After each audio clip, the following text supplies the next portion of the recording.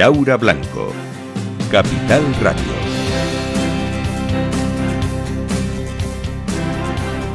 Muy buenas tardes a todos. En un entorno de tipos de interés en Estados Unidos al alza, en un entorno de un mercado americano, una bolsa que está cerquita de sus máximos históricos, en un entorno de bolsa en Europa rezagada y en un entorno en el que productos que se comercializan en nuestro país y se piensan desde nuestro país están batiendo a los mercados financieros. Con estas 4 ideas de fondo arranca a esta hora desde el Club Financiero Génova la tercera conferencia anual organizada por GPM. El título: La gestión independiente como propuesta de valor. Con gestores independientes vamos a hablar en los próximos minutos en este evento organizado por GPM, que retransmitimos por Capital Radio y en el que queremos que todos los asistentes a este Club Financiero Génova participen, que levanten la mano, que nos pregunten, que salgan de dudas sobre los mercados, sobre la gestión independiente, sobre la distribución, sobre las comisiones, todos los asuntos que más nos importan en este momento en los mercados. Sí, mercados sí,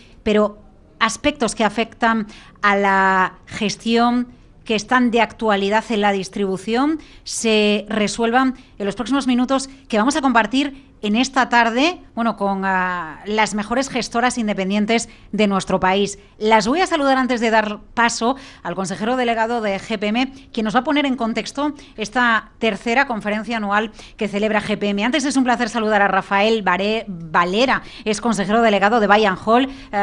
Rafael, muchísimas gracias por acompañarnos en este evento de GPM y en colaboración con Capital Radio. ¿Qué tal todo? Muchas gracias a vosotros, a Juan José y a Capital Radio por esta invitación.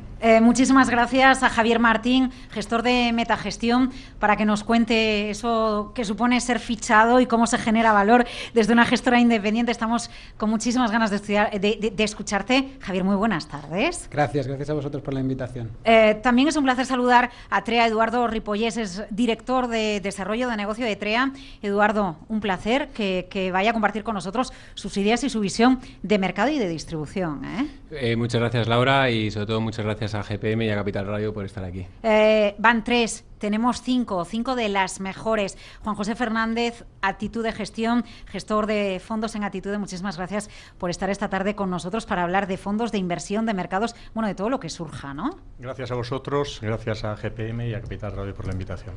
Y muchísimas gracias a Jorge Ufano, es gestor precisamente de GPM. Se meten muchos fregados y eso nos encanta también, a los periodistas cuando nos acercamos a los mercados financieros. Jorge, va a ser un placer escucharte en esta tarde de fondos de inversión de GPM. Muchas gracias. Gracias. Hoy juego en casa, así que lo tengo más difícil. Bueno, no te confíes, no te confíes. Quiero agradecer a poder representar a GPM aquí, en función de todos los empleados que estamos, ser un poco el representante, pero cualquiera de nosotros lo haría igual de bien hoy, esta tarde con nosotros. Y agradeceros a vosotros, a la radio, por habernos acompañado.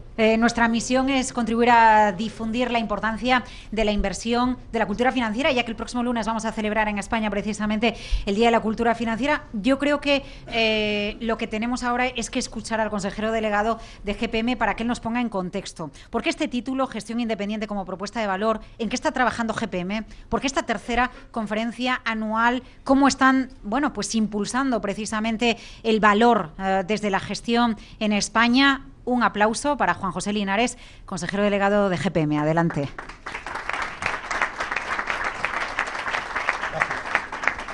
Muchas gracias a todos por venir un año más, el tercero de un mercado y de una sociedad complicada como la que hemos tenido, con muchos varapalos, pero aquí estáis. El año pasado, que yo calculaba que íbamos a venir unos 150, 200, por la cosa del ahorro, ya sabéis, al final aparecieron 300 y pico. Hemos cometido un error más, que es el citar a la gente a las 7, cuando a las 7 en punto la radio empieza, con lo cual supongo que esto se va a terminar llenando. Bueno, ya hemos dado las gracias a todo el mundo, yo voy a ser muy rápido también. Quiero dar las gracias a todos nuestros clientes y amigos por estar aquí. Quiero decirles que sin vosotros y gran parte de los que poco a poco estarán, no estaríamos donde estamos.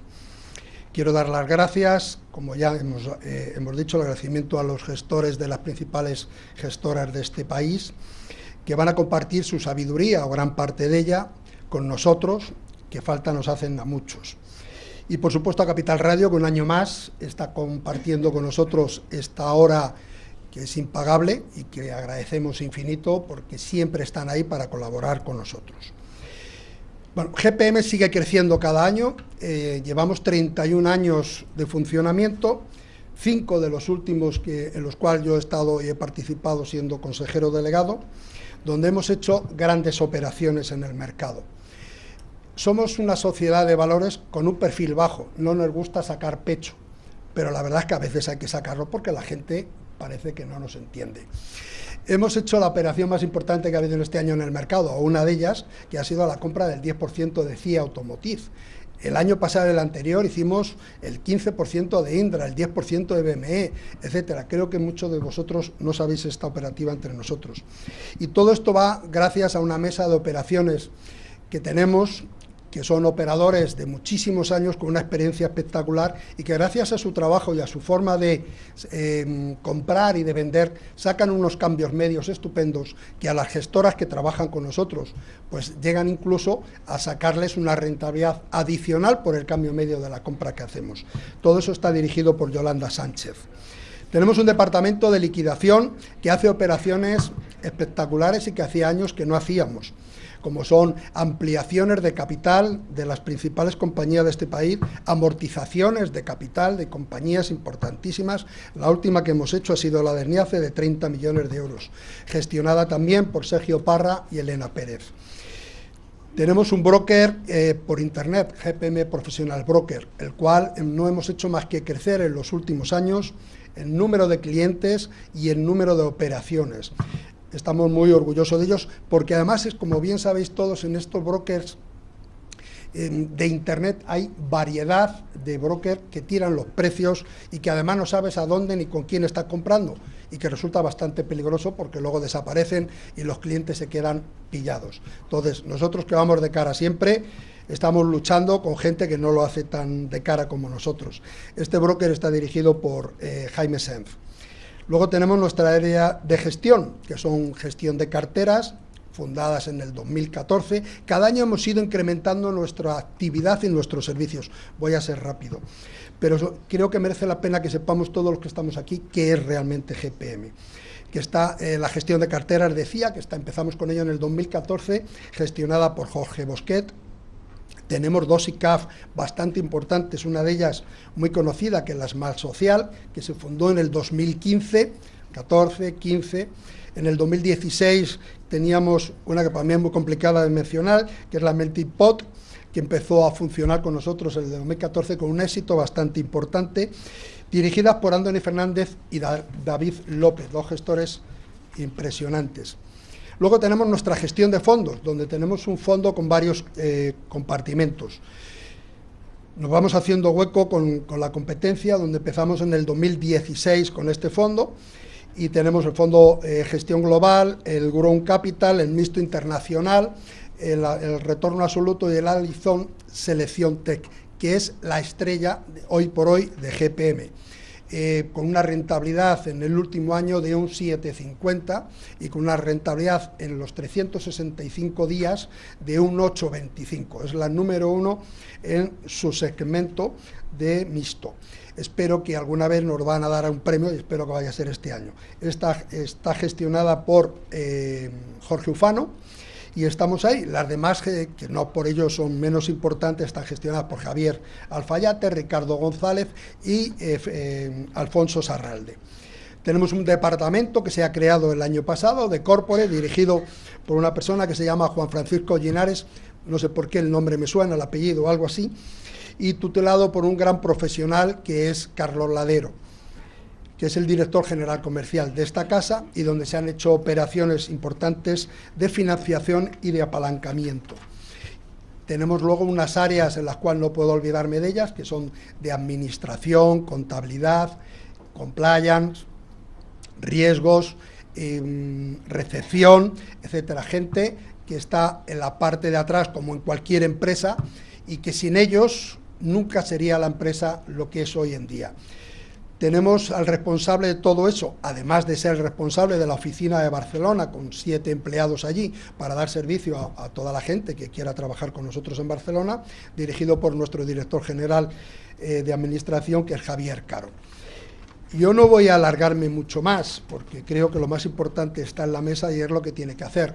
Pero sí era importante haceros un pequeño resumen de lo que hemos hecho en estos 5 años, principalmente con mucha fuerza, donde hace 5 años éramos 13 personas y hoy somos 55. Entiendo que todos que sabéis de números sabréis el esfuerzo que eso significa de trabajo, de apoyo y de tal. De hecho, nos acabamos de cambiar en unas oficinas que estáis todos invitados a tomar un café cuando queráis, no todos a la vez, por favor, en Profesor Gualman 14. Y como no puede ser un año más, vamos a hablar del proyecto estrella para el año que viene que trae GPM. Cada año, como os he dicho, hicimos la gestión de carteras, las ICAF, el fondo, y este año para nosotros va a ser un proyecto estrella el crear una escuela de formación e inversión, o inversión y formación, que se llama así, Gestión de Patrimonios, Escuela de Inversión y Formación, donde va a estar dirigida por 4 o 5 de los principales gestores y profesores de este país, porque nosotros lo que queremos es que la gente le dure mucho el capital. Sabéis que en esto del mercado por internet, enseguida el dinero desaparece y nosotros lo que nos interesa es que los clientes sigan funcionando con los gestores, que no sean ellos los que estén todo el día comprando y vendiendo, que está bien que lo hagan, pero que no corran ese riesgo. Y si lo hacen, por lo menos que lo hagan formados, que lo hagan sabiendo lo que están haciendo, porque no hay más dolor para alguien que tiene una empresa de gestión, como puede ser la nuestra, que diga, fulanito se ha arruinado, fulanito se ha arruinado. Cuando hablo de arruinar, hablo de pequeñas cantidades, que es la que utilizan ellos para jugar. Pues vamos a hacer que esos señores aprendan para que sigan funcionando, para que sigan gestionando, y lo que es importante también, sigan generando comisiones para la casa, no que en 2 días acabe, ¿no? Entonces, en breve vamos a tener una presentación oficial para la escuela y donde empezaremos a tratar de darle. La verdad es que hicimos una prueba en el mes de julio, muy importante y muy rápida, donde hubo un impulso, se apuntaron 100 y pico personas siendo verano. Al final quedaron 30 o 40, un poco de la selección y todo el tema. Pero bueno, es uno de los proyectos que confiamos y creemos que dará valor a lo que es hoy GPM, Gestión de Patrimonio Inmobiliarios. Una sociedad de valores hecha por personas, para personas, y que además lo que nos gusta es el cuerpo a cuerpo. Tenemos de todo, como diréis y veréis por ahí, tenemos app, tenemos broker online, tenemos de todo, pero lo que nos gusta es sentarnos con nuestros clientes, mirarles a los ojos y decir en qué podemos ayudarte y cómo podemos colaborar y qué podemos hacer por ti. No me enrollo más. Quiero volver a agradeceros a todos los que estáis, que como veis, como siempre decimos, la hora se va llenando, ya está prácticamente llena por todos los sitios. Después ya sabéis que hay un cóctel.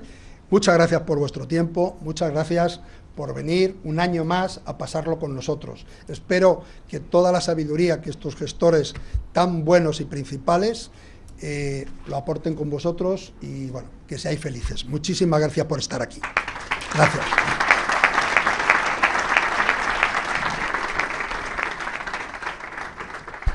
Pues muchísimas gracias, Juan José. Muchísimas gracias a todos los asistentes por compartir esta tarde con nosotros.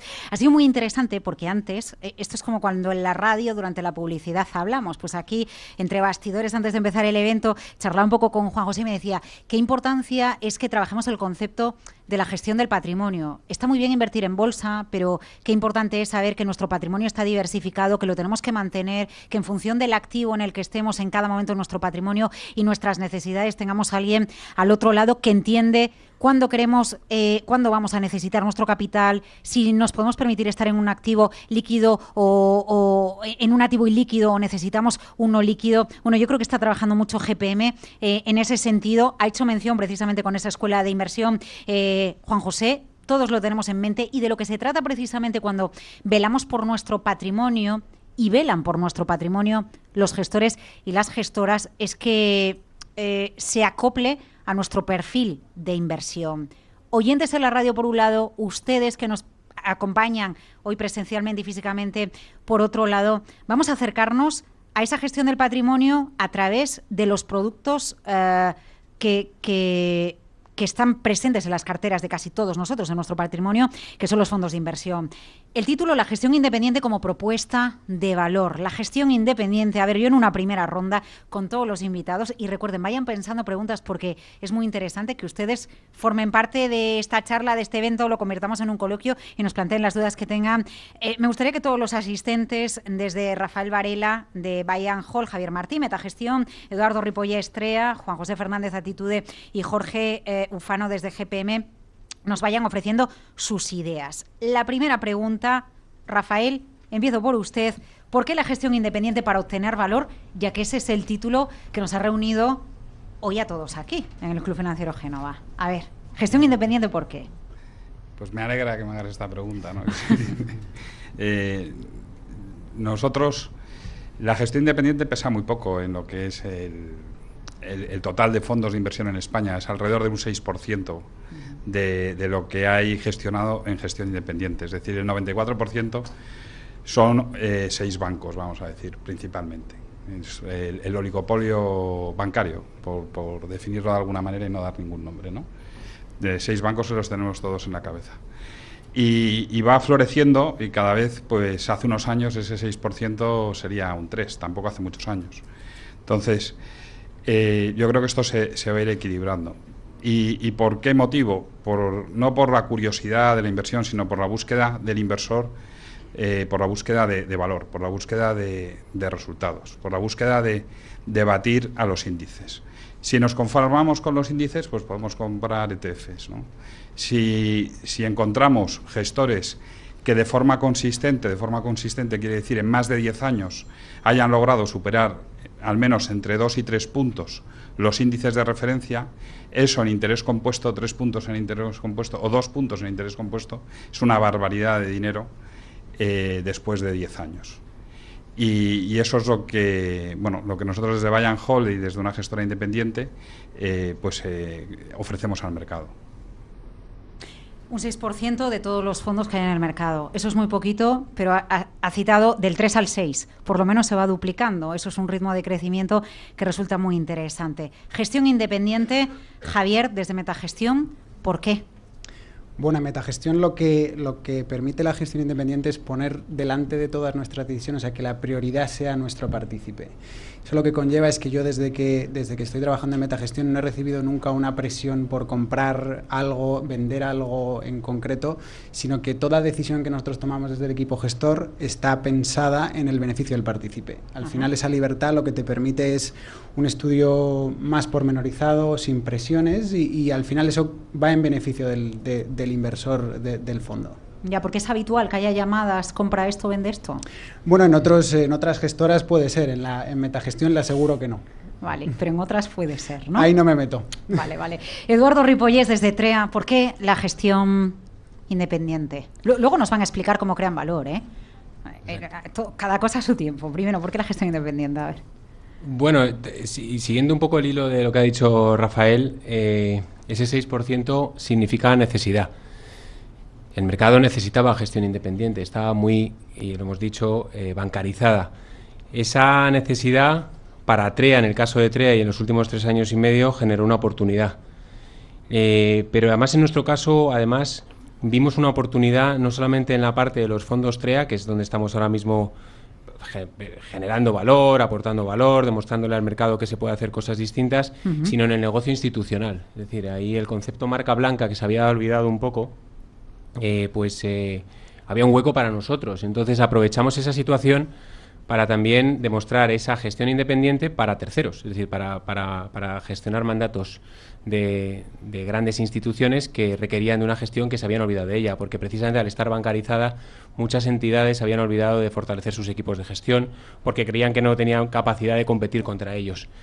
Y nosotros generamos valor, pero además de generar valor también nos arriesgamos un poco más y fuimos no solamente por la generación de valor en activos líquidos, sino en los activos ilíquidos, que también con los tipos de interés en el entorno en el que están, pues creemos que a los inversores también les aporta algo y diversifica las carteras desde el punto de vista de rentabilidad y de riesgo. Entonces, bueno, hicimos una combinación de todas y creemos que, bueno, desde el punto de vista de TREA somos una clara imagen de cómo en 3 años y medio la gestión independiente tiene un hueco para que pase del 3 al 6, del 6 al 12 y esperemos que más. A ver si pasa más. Ojalá. En función de los resultados y Eso por supuesto, y siempre. por eso vamos a ir abordándole enseguida. Antes sí que me gustaría, Juan José Fernández, desde Atitude, ¿por qué gestión independiente? A ver, porque hemos escuchado muchos aspectos, ¿no?, diferentes, la necesidad que hay en el mercado de que haya una gestión independiente, trabajar para terceros también, ¿no?, porque los grandes se habían olvidado, la posibilidad de estar con el cliente y no sujeto a las necesidades de los demás arriba, que tengo que comprar y que tengo que vender. ¿Por qué gestión independiente? Bueno, creo que uno de los aspectos que ha comentado Rafa era el volumen, ese 6%, ¿no? Y aquí una de las preguntas que creo que tenemos que desarrollar hoy es, ¿en España hay más distribución o gestión dentro del asset management, ¿no? Yo creo que es una de las primeras preguntas que tenemos que poner encima de la mesa.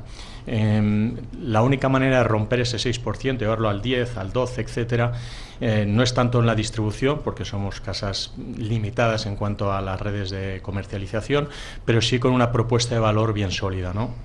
Desde Attitude, en los últimos 10 años, pues la propuesta se ha ido articulando en ese entorno. Pues lo primero, y creo que lo vamos a desarrollar más tarde, es una alineación de intereses, ¿no? Para nosotros, los inversores que invierten en nuestros fondos son coinversores con nosotros, ¿no? Lo segundo es la cercanía, porque transparencia, pues todo el mundo, y lógicamente a raíz de la regulación, pues hay una elevada transparencia, pero la cercanía que hacía antes referencia Juan José Linares, pues es un aspecto que nosotros también intentamos potenciar. Y por último, la especialización, ¿no? Yo creo que uno de los factores importantes que se tiene que ofrecer desde una gestora independiente es la especialización. Pero, a ver, Juan José, ¿hay más distribución que gestión en España, entonces? Entendemos de sus palabras eso. Hay muchísima más distribución y, por lo tanto, desde las casas independientes lo que se tiene que ofrecer es una propuesta de valor que esté más sesgada hacia otros factores, como son, por un lado, la rentabilidad y, por otro lado, también el servicio. Ya. Jorge Ufano, desde GPM, hoy que está jugando en casa, ¿algún secreto más nos contará? Bueno, ¿por qué la gestión independiente? ¿Qué aporta la gestión independiente? En primer lugar, porque es lo que querría para mi familia y amigos. Es decir, ya simplemente plantear la pregunta es un poco... tiene en sí una especie de paradoja, ¿no? Porque realmente yo la gestión, como la entiendo, es con la independencia de que al gestor o al equipo de gestores le dejen actuar en plena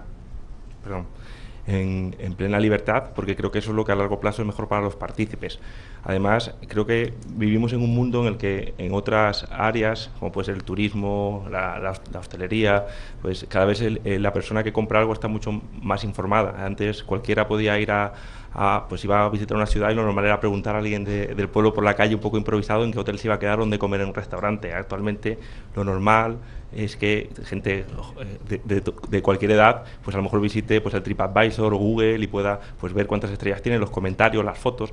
Pues en el mundo de la gestión, tarde o temprano vamos a llegar a eso, es decir, la gente cada vez consulta más tanto los foros como internet, como los rankings, cada vez pues las empresas tipo Fine, Morningstar son mucho más conocidas y la gente va únicamente a evaluar lo que es el desarrollo o los resultados del fondo en comparación con su categoría, con su índice, y creo que eso es positivo porque, complementando lo que comentaba antes Rafael, realmente ese 94% de fondos, la cosa no es que el 94% de los fondos lo tengan los grandes bancos, ¿no? Ese oligopolio del que hablaba Rafael, sino que la gran mayoría de ellos, o donde más dinero hay, es que esos fondos en los últimos 5 o 6 años igual ningún año han batido ni a su índice ni a su propia categoría, que es la media de todos los fondos que lo hacen con las mismas características que ellos.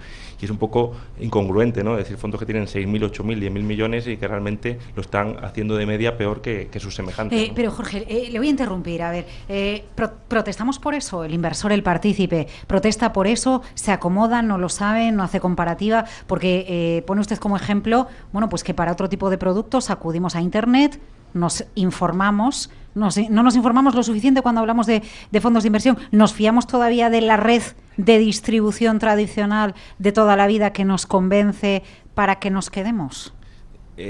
Se va cambiando. Yo creo que actualmente un gran número de ciudadanos españoles sí, se va cambiando y creo que poco a poco se va corrigiendo. Igual que para comprarnos una lavadora o un coche se hacen 1000 consultas en Google y con muchos amigos. Yo creo que la cultura financiera de España va creciendo y creo que va a ir creciendo a un ritmo superior, y cada vez la gente de menos edad, que está acostumbrada a relacionarse con la banca de otra manera diferente a la que siempre ha sido costumbre, creo que tienden más a esas consultas para todo en su vida, lo tienen como interiorizado, y también cuando tengan que invertir o cuando piensen, pues yo creo que van a consultar más todas las fuentes que están acostumbrados a hacerlo. Y ahí es donde los gestores independientes, que hemos creado valor en los últimos años de una manera consistente, pues vamos a tener muchas posibilidades de realmente ser más conocidos, ¿no?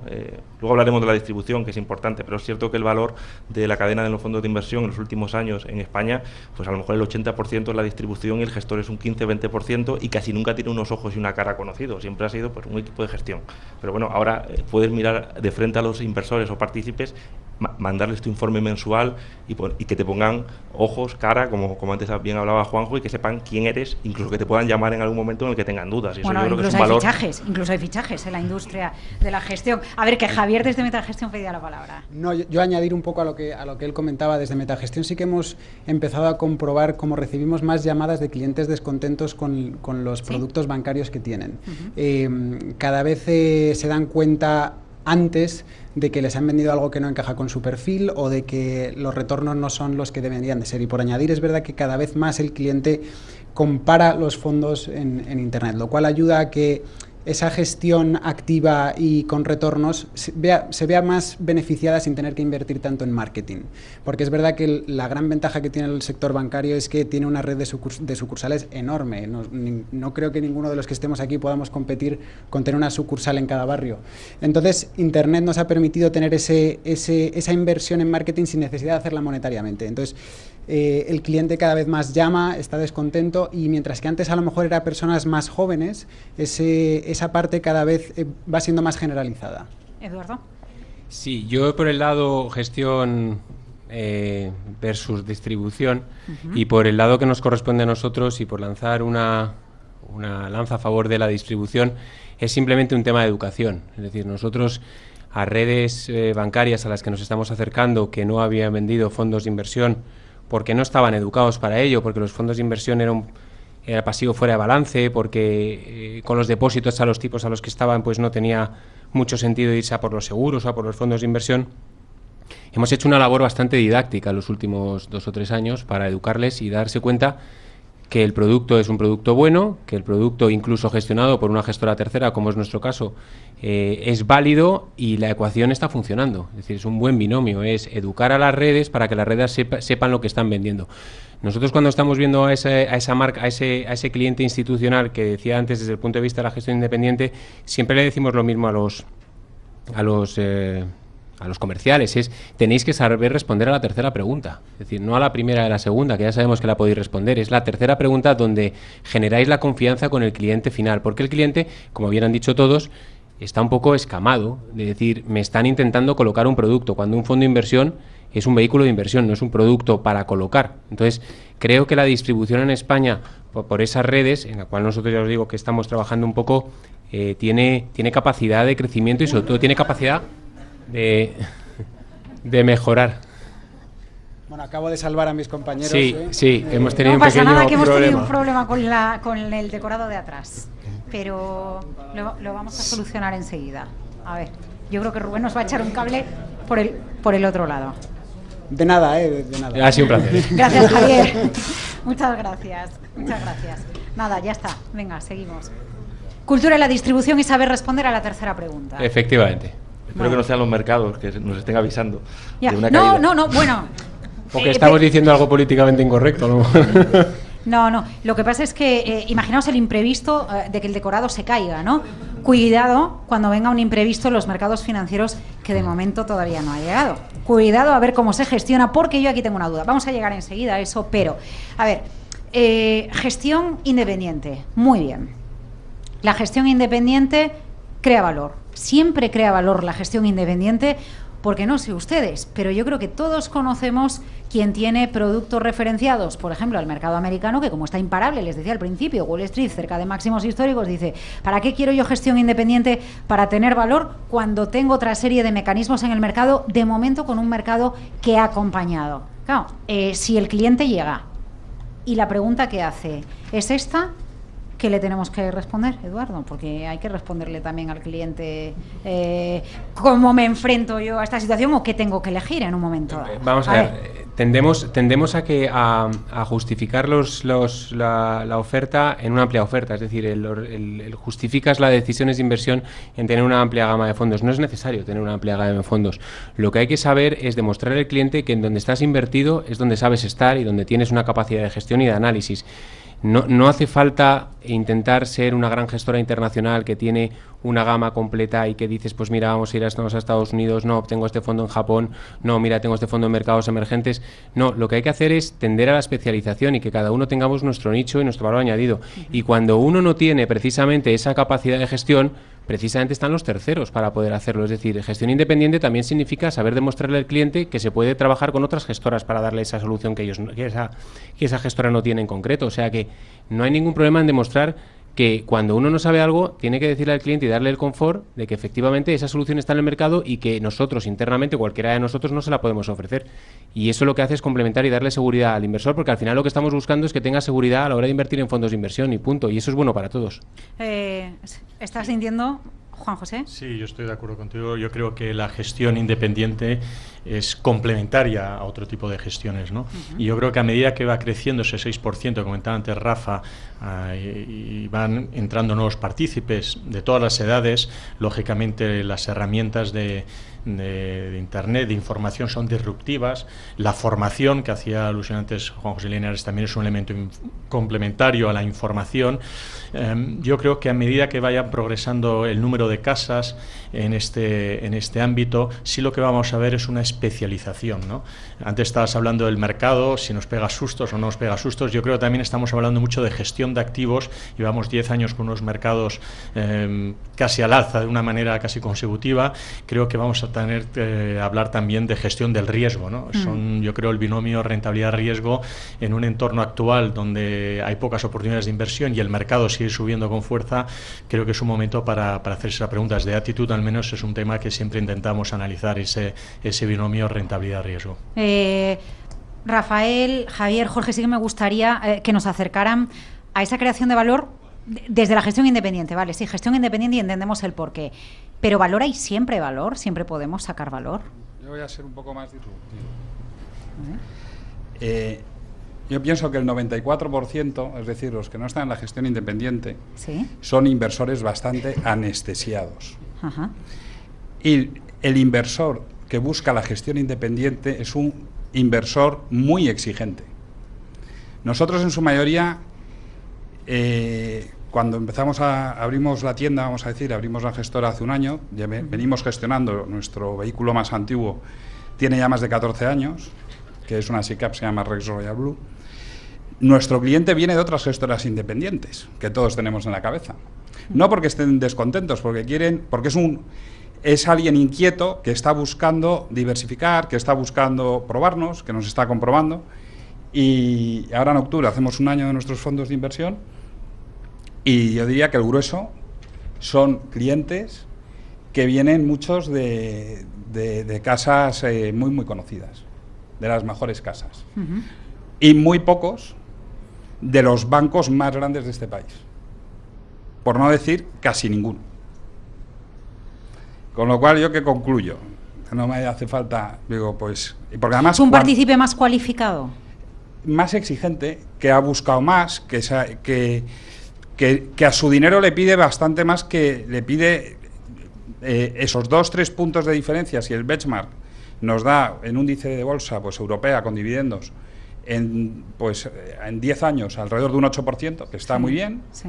¿Qué quieres decir? Que en 10 años has duplicado tu patrimonio, está muy bien, pero si alguien quiere ganar un 2-3% más, que es ganar a lo mejor un 60-70% más, que está todavía mucho mejor, pues se preocupa de qué comisiones de gestión tiene, de qué comisiones de depositaría de esas participaciones, de esos fondos, le están cobrando en su banco. A nuestra gestora, por tener participaciones, 0. Todos los productos, comisión de gestión por debajo del 1%. Eso es gente exigente.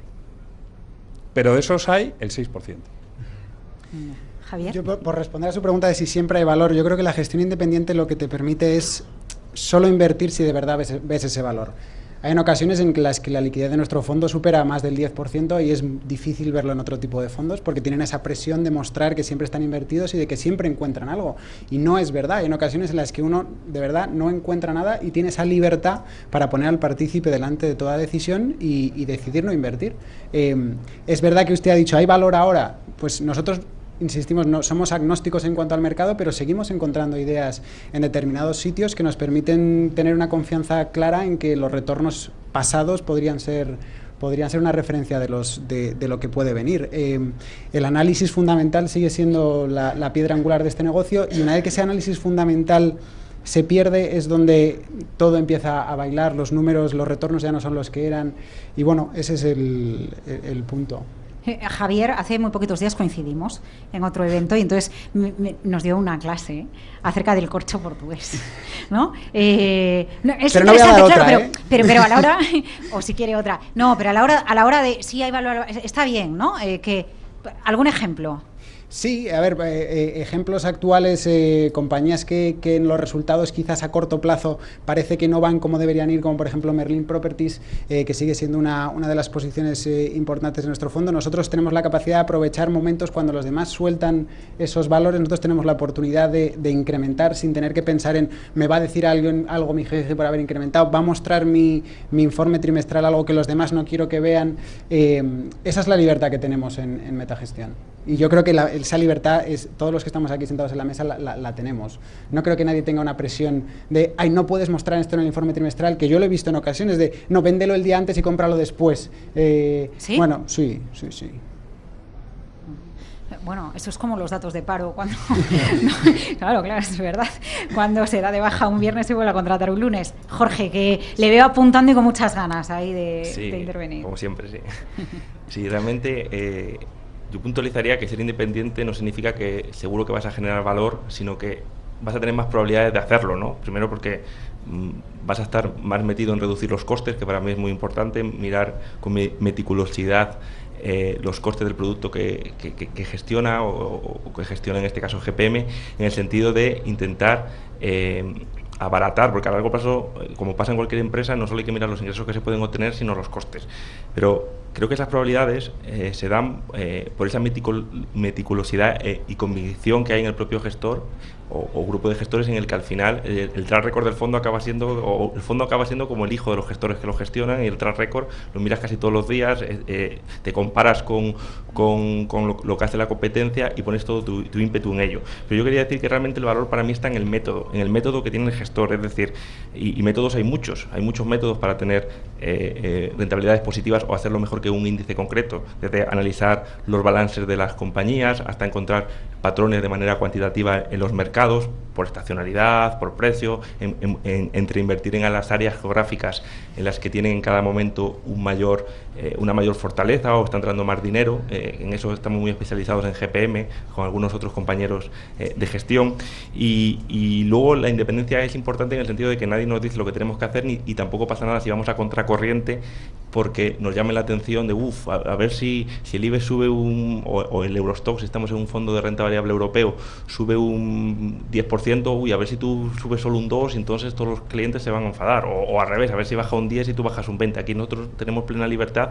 Por ejemplo, este año en el fondo GPM Acción hemos estado bajistas en renta fija, a pesar de lo que toda la industria podría decir, que con muchos inversores yo hablaba, o con muchos gestores de otras gestoras, pues la rentabilidad riesgo de la renta fija europea pues no es muy buena, quizás no sea el momento, y congruentemente puedes decir, ¿y por qué entonces no nos ponemos bajistas? Si ves que es malo en el sentido largo, pues a lo mejor tenemos que tener esa apuesta, y esas apuestas yo creo que es difícil hacerla en un nicho en el que no tienes esa independencia y tienes que más o menos adaptarte a lo que hace un índice para no desentonar, o en lo que se busque no desentones, no la liemos, que si no lo haces muy bien no pasa nada, pero es mucho peor que en algún momento tengáis un susto, ¿no? Sí, Juanjo. Yo creo uno de los elementos fundamentales, estamos hablando mucho de independencia esta tarde, pero el otro es compromiso. Yo creo que el compromiso tiene que ir con la independencia, ¿no? Los inversores al final son los responsables de identificar dónde están esas oportunidades y cuál es la inversión que más les encaja, ¿no? Y en ese proceso, en ese due diligence que tienen que realizar, porque cada vez hay más oferta, lógicamente, uno de los aspectos que creo que es importante es la independencia y el compromiso de los gestores o del equipo directivo de esa entidad. A mí una entidad que me ofrece, pues, o donde tengo un gestor que es accionista de la sociedad, donde ha puesto su carrera profesional y donde tiene sus ahorros, lógicamente esto no es una garantía de éxito y de rentabilidad, pero sí es un elemento favorable, ¿no? Creo que en la época de los romanos se dice que los arquitectos, ¿no?, los aparejadores de los puentes y de las obras civiles, a la hora de quitar los andamios los ponían debajo de las obras, ¿no?, a ver si realmente estaban bien. Bueno, yo cuando voy a comer un cochinillo a Segovia estoy muy cómodo pasando por debajo del acueducto, ¿no? Pero quiero decir que creo es un elemento, la alineación de intereses, el compromiso es un elemento fundamental y que tiene que complementar la independencia. Eso número uno. Y número dos, también en relación con lo que comentaba Jorge, en las casas pequeñas o en las casas independientes pequeñas respecto a las 6 grandes que concentran el 94% de los fondos, un elemento fundamental es el margen de error. Es decir, el margen de error que tienes es mucho menor. Es decir, como se suele decir, ¿no?, si pierdes un 10% en una acción conocida en Coca-Cola, pues bueno, pues más o menos lo asumes. Si pierdes un 10% en una acción de un mercado emergente y no tienes ninguna información, pues lógicamente genera una mayor ansiedad. Pues yo creo que eso también se traslada en la parte de gestión con las gestoras independientes, ¿no? Es decir, cuando hay unas pérdidas, pues si es una entidad financiera bancaria, uno está más o menos cómodo o menos cómodo, pero si es una entidad menos conocida, independiente, de menor tamaño, pues genera una ansiedad mayor. Yo creo que es un elemento, ahí hay un margen de error mucho menor en las... Pero ansiedad en el partícipe. En el partícipe. Exige más. A lo mejor exige más, ¿no? Lógicamente esa es la contrapartida por la confianza que está delegando en una entidad que tiene quizá menos visibilidad que un gran banco. Ya. No me ha quedado claro el aspecto de las comisiones, porque antes se apuntaba, ¿no?, a comisiones bajas. Bueno, yo he echado vistazos a las comisiones de algunas gestoras y sí que son elevadas. He escuchado defender en esta industria que se puede hacer una buena gestión sin una comisión elevadísima, que se aprovechan mucho las comisiones, y hay quien dice, bueno, es que el valor añadido tiene un precio y cuando tú tienes una rentabilidad adecuada y te gusta la manera de gestionar, no te importa pagar la comisión. Yo creo que a todos nos sucede que si vamos a un restaurante que nos gusta, pues pagamos tan a gusto, ¿no?, el restaurante. Entiendo que al final cuando tienes un servicio de calidad lo pagas. ¿En qué momento estamos entonces de comisiones? ¿Tienden a abaratarse? ¿Tendemos en esa cultura financiera que vamos adquiriendo, a aceptar que un buen producto tiene una comisión elevada, o aquí ya depende de la filosofía de cada gestora? Eduardo, sí. Depende de dos cosas, yo creo, de la filosofía. Sí. Y si ya tienes una marca en el mercado, un nombre, sí, pues es como el que tiene las 3 estrellas Michelin. Puedes pedir por tu menú lo que quieras, pero hay muchos restaurantes que no tienen 3 estrellas Michelin y se come francamente bien, por un precio además módico. Desde luego, para batir al mercado con unas comisiones bajas ya tienes una ventaja competitiva. O sea, si tú cobras con un 0,5 menos de comisión, pues ya vas con un 0,5. O sea, batir al mercado no es sencillo. De hecho, muy pocos baten al mercado de forma consistente. Entonces, por lo menos para Buy and Hold, que no nos creemos los más listos del mercado, ni muchísimo menos, necesitamos, para batir al mercado, unas comisiones bajas. Necesitamos, lo agradecemos. Como además tenemos nuestro dinero invertido en los fondos, y el de nuestras familias, el de nuestros amigos, el de nuestros mejores amigos, pues esto nos ayuda mucho. Javier. Nosotros lo que sí que hemos visto es que el cliente tiende a fijarse más que en el hecho de la comisión que pueda figurar en la ficha, en el folleto, se fija en los retornos netos que obtiene. Al final hay que tener en cuenta que los retornos que, por ejemplo, nosotros publicamos siempre son netos de comisiones. Entonces, si esos retornos son aceptables y cumplen sus requerimientos, el cliente tiende es verdad, a fijarse en cierta medida, pero está contento. Las cosas cuando no funcionan es cuando uno empieza a fijarse en si me cobra más, me cobra menos, pero es lo que tú decías, ¿no? Al final lo importante es conseguir esos retornos. Y yo lo hago un poco, siendo gestor, lo miro un poco también cuando yo invierto en una compañía. Lo que yo busco es invertir también en talento. No solo las compañías no funcionan por sí solas, funcionan porque hay un equipo gestor que tiene un determinado talento y que hay que remunerarlo. ¿Pero qué es talento en una empresa? ¿Qué es talento? ¿Tener visibilidad? Le pongo 2 ejemplos. Hay compañías cuyo retorno anual es muy superior al índice y otros que su retorno anual es inferior. ¿Cuál es la consecuencia? ¿Que están en un sector peor que la demás? Pues puede ocurrir, pero ya cuando buscas dentro de ese mismo sector y hay compañías que difieren, ahí es donde el equipo gestor se nota. Y insisto, nosotros lo que buscamos en ese caso es invertir en talento de equipo gestor que nos ayuda a que los retornos sean por encima de la media. Y pienso lo mismo de los fondos de inversión. Al final, lo que busca el inversor partícipe es invertir en talento. Este es un negocio, aunque no lo parezca, algo personalista.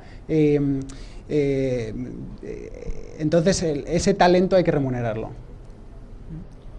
Es cierto que la presión de precios viene un poco también por el mercado de los ETFs, que está haciendo que efectivamente con la gestión pasiva la gente crea que bueno, donde hay talento se puede pagar menos y se puede intentar batir al mercado. El ETF está para lo que está y yo no voy a criticarlos, pero para mí es más una cobertura de mercado que otra cosa. Vale. A mercados donde se puede llegar de una forma fácil, pero sin generar alfa.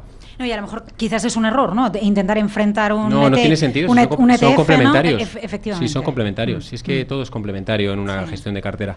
Lo que es cierto, como dice Javier, es verdad. Es decir, el talento cuesta dinero. Nosotros, por ejemplo, hemos invertido mucho en talento. Hemos fichado a gestores, hemos fichado a analistas, los hemos traído internamente, analistas que estaban en el sell side se han venido al buy side, gestores con mucho talento que llevaban muchos años en alguna entidad se han venido con nosotros y evidentemente hay que encontrar el equilibrio entre la oferta y la demanda. Me gusta algo que cita, porque siempre que hablamos de fondos de inversión, hablamos de la gestora, de su filosofía, del gestor o del equipo gestor, pero no se habla mucho de los analistas. Existen, ¿no? Esto es como el backstage. Doy fe que existe. Claro, pero no, es verdad. Es como el equipo que está detrás, ¿no? De un conductor de coches en una carrera. Todos sabemos que tiene un equipo de ingenieros que es importante, pero no se citan. Y qué importante es la calidad de los analistas que están metidos en las tripas de la empresa. Bueno, nuestro punto es crítico. Nosotros hemos hecho una apuesta tanto en renta fija como en renta variable para traernos analistas con muchísima experiencia en el sector. Es verdad que en España no es habitual hacerlo, pues porque es un modelo más anglosajón, el tener internalizado todo lo que es la gestión y el análisis, donde está el gestor y el analista y los dos trabajan conjuntamente. Y también lo que hicimos fue traernos a gestores con muchísimo talento, con muchísimo track record y que ahora mismo el binomio gestor-analista está funcionando a la perfección, tanto en renta fija como en renta variable. Es decir, creemos que fue una apuesta muy agresiva por parte de TREA en el sentido de decir vamos a apostar por traer el talento a casa, aunque ese talento evidentemente cuesta dinero, pero creemos que eso a largo plazo nos va a dar un valor y nos va a dar un valor añadido, no tanto en rentabilidad, sino también en saber en dónde estamos invirtiendo. Es decir, nosotros somos, como bien hacemos todos aquí, somos analistas muy fundamentales y para eso hay que saber conocer las compañías, pero desde el punto de vista de balance de activo y de pasivo, de equity y de deuda. Y está muy bien el análisis externo, es fantástico, pero nos gusta tomar nuestras propias decisiones. Y eso, después de 1 año y medio haciéndolo, creo que los números nos están avalando y creemos que en el futuro es la forma de trabajar. Luego va la pregunta de si la inversión, la gestión independiente es solo value, ¿no? O se mete... Pero ahí vamos a llegar enseguida. Jorge Ufano está tomando tantas notas que yo no sé si está haciendo unos apuntes para luego pasarle a ustedes lista, ¿no? A ver si han prestado atención o no han prestado atención. Luego lo ponemos en el Twitter de GPM, en @GPMBroker. Y vale, entonces para una que foto nos está así, escuchando la radio. como si fueran las notas de Warren Buffett, ¿no? Aquí, a ver qué es lo que pone. A ver, Jorge, ¿qué le está sugiriendo lo que estamos diciendo para que tome usted tanta nota? No, sí, yo lo estaba pensando en los problemas de la distribución, en que muchas veces esa gestión que siempre ha sido tan alta va asociada que, antes lo comentábamos, realmente el valor del producto, el valor de un fondo de inversión, pues no está tanto en los gestores, sino en todo el canal de distribución, la plataforma con la cual se comercializa. Y al final siempre el gestor, en mi opinión, pues casi valía que cualquiera con un poquito de lógica pues pudiese gestionar una cartera, ¿no? Simplemente podías indexar a un índice, cambiar 2 o 3 valores. Y así mucho ha funcionado la gestión en España en los últimos años, ¿no? Entonces, sí es cierto que tenemos un problema, los gestores independientes, sobre todo de fondos medianos o pequeños, que es que esa distribución pues no es complicada, es difícil penetrar en el mundo de las finanzas. Es mucho más difícil que en otros sectores. De hecho, yo a los Reyes Magos, ya haciendo la carta, le pediría que creasen un Amazon de la distribución de fondos de inversión, un marketplace en el cual pues realmente, igual que ocurrió por ejemplo con los libros, que antes los distribuidores, las editoriales se llevaban una gran cantidad de, cuando alguien escribía un libro al autor le quedaba un 10%, por ejemplo, únicamente, y actualmente pues uno puede autoeditar su propio libro, subirlo a Amazon y directamente ya tiene toda la comercialización porque todo el mundo va a Amazon, te sale directamente. Eso, una plataforma, yo animo... Es que Jorge, el deseo que usted pide, yo no lo veo tan lejano, ¿eh? Yo tampoco, yo creo, claro. yo creo que se están dando pasos y me consta que hay algunas empresas que están intentando hacer ese proyecto y no sé si llegará pronto o tarde, pero va a estar ahí, y eso va a hacer que nos podamos comparar unos con otros y que todo el mundo quiera estar en esa distribuidora, y cuando vayan a una determinada entidad financiera y un fondo, como por ejemplo los que gestionamos en GPM, pues no lo ofrezcan, pues a lo mejor el cliente diga, uy, pues a lo mejor tengo que abrir cuenta en otro sitio, y a lo mejor si esos productos acaban siendo buenos, bueno, los nuestros o los de cualquier otro de los representantes que están en la mesa, pues acaben por ofreciéndolo, llegando a algún acuerdo de distribución, que a lo mejor no sea una retrocesión como se hacía hasta ahora, que se cobraba de la comisión de gestión, sino un plus, como ya están haciendo algunas plataformas, de la comisión de gestión por un lado, y yo, si lo quieres contratar con nuestra plataforma, pues te cobro un 0,20, un 0,30 anual, y si no, pues puedes ir directamente a la gestora independiente, ¿no? Porque la gente en general tampoco quiere tener muchas cuentas en muchos sitios, todo es un engorro, ¿no? Abrirse una cuenta en una entidad financiera, pero creo que, y pido y casi suplico que si se avanza en esa línea, pues yo creo que todos los que estamos aquí en la mesa estaríamos muy beneficiados. Juan José sonríe. Sí. No, estaba pensando en una de las cuestiones que ha comentado Eduardo, hablando de talento, y Javier también hablando del análisis fundamental.